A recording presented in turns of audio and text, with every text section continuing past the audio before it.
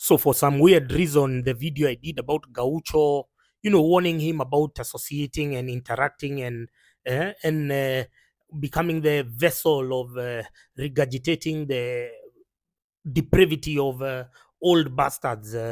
We told him to curate his own identity, to curate his own platform and program. And in the end, when he feels like he wants to go to whichever party that he wants to, he can go.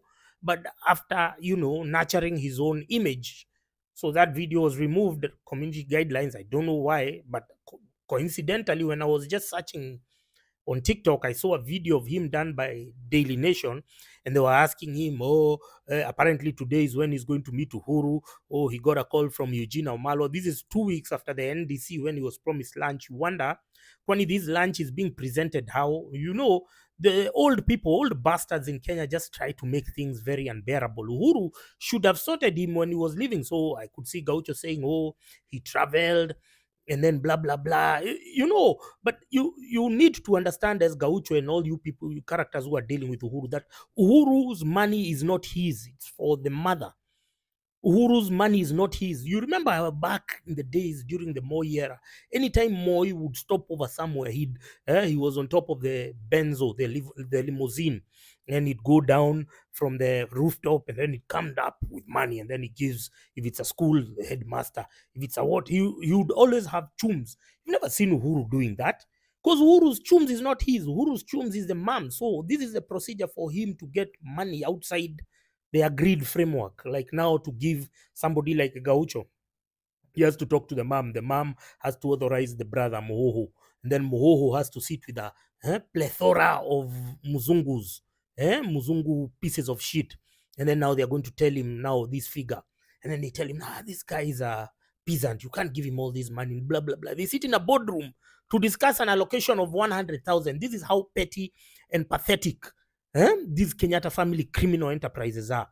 They sit there, and then they discuss. They say, this guy is, why are we giving him so much money? Let's give him only 10,000. Then they approve. And then afterwards, when the money is now approved, and then now Uhuru is given the cash, there's other Kisii wankers below who are going to now just call you. How are you doing? To monitor your usage of money. Because how can you benefit from them? They don't believe in helping peasants. They see themselves as a royal family. Yeah, despite the well-known fact that their father was a fucking carpenter. He wasn't even from the senior chief lineage or something. Was just a bloody carpenter got by Muzungus.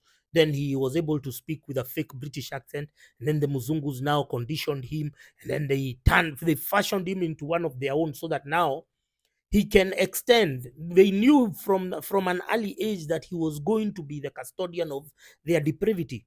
So they started grooming him from an early age, because they saw, this guy loves what? What does he love? He loves, he can speak our language. He can speak our fake British accent very well, almost like better than us. Wow, who brought them the language? And then they took him to UK. What does he like? He likes slay queens.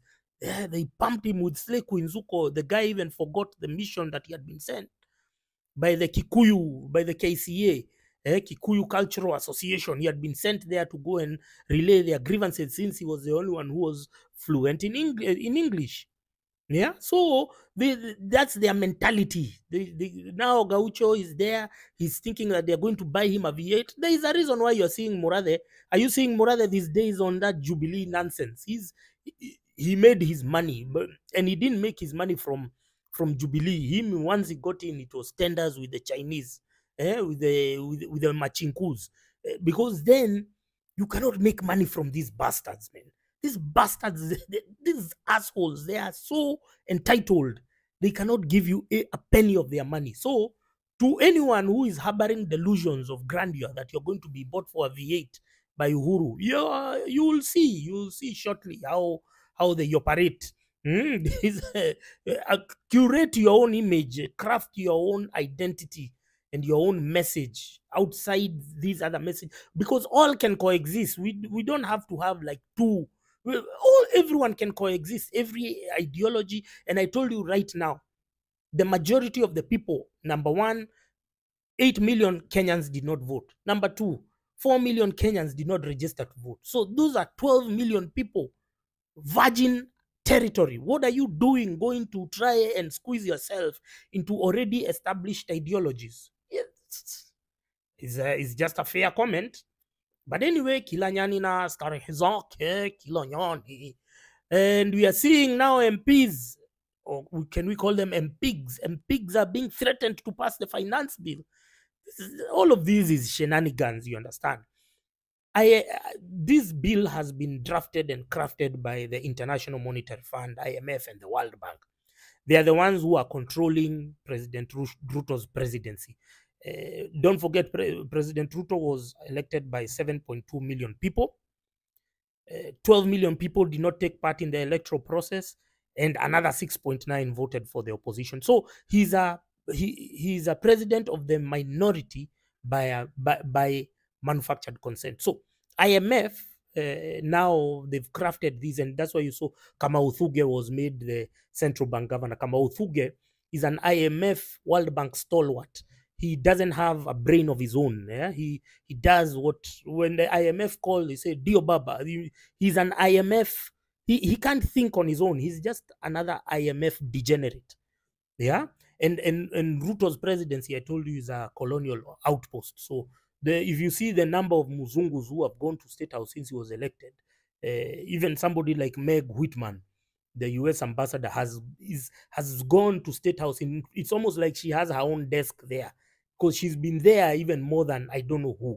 I don't even think Ruto has met regional leaders as much as he has met regional ambassadors as much as he has met Meg Whitman. But so this budget and policies are being crafted by Muzungus, because Muzungus' number one priority is to suppress our economy. Number two is to ensure they want to grab our parastatals, so that what we used to pay, if it's passports, what you used to pay 6,000 to get a new passport, now you'll pay 18,000. This is the work of Muzungu. They will come with their own entrepreneurs. They'll come with their own people who are masquerading as investors. But investors for what? Investors for forcefully acquiring our parastatals. So it is very hilarious to see people of Mount Kenya region conveying their hopes and dreams and destiny. They are looking towards Okiya Omutatah to save them. Everyone now, today, they've just been sharing the meme about Okiya Omutatah saying that we have to fight this thing outside parliament because the people in parliament have been coerced. You know, the MPs are useless bastards. They are bribed with 10,000 bob in the toilet. So, the people of Mount Kenya, this is the irony, they vote for Karungo Thangwa. Karungo Thangwa, you saw him the other day, he's just, that if a holiday is on Thursday, then the Friday should be a holiday. Now that is the most genius thing he has come up with. Can you imagine? These are the UDA, UDA guys, the sharpest guys in UDA. That's the best he could come up with. That if tomorrow is a holiday, then today is did you hear that rubbish? Those are the guys Mount Kenya they praise. They call themselves the Jews of Kenya, because at the biggest supermarkets in that region, they go to China and then they buy stuff and then they come and resell. Now they are Jews. Do they even know what the real Jews do in Israel? The real Jews are food secure. They are energy sufficient. They are industrial hubs. They are exporters of repute. This is what do Mount Kenya do. Their coffee is dead. Their tea is dead. They have no roads. They have no street lights. They are just twerking there to Ben Gidaya, listening to Kameme and Inoro and the corrupt clergy. And now, because of their own depravity, because of how they take elections as a joke, because they listen to comedians, they listen to musicians. Those are the people who have sway in that community. Now, they are hoping that a senator, Busia senator, Okiya Omutatah, will save them, because they are too stupid to elect normal people. They are too stupid to elect intellectuals. Intellectuals of Mount Kenya are suppressed. The people who are promoted in the churches and in the Kameme and Inoro, they are the idiots who have nothing to offer to the community. Now they are looking towards Okiya Omutatah. How stupid are these people? The least you could do is finance, look for Okiya Omutatah's number and send him M-Pesa. But you're just there, wanking, hoping that Okiya Omutatah will cover your electoral malfeasance. Mount Kenya people, Hamuna akili nyinyi, stupid.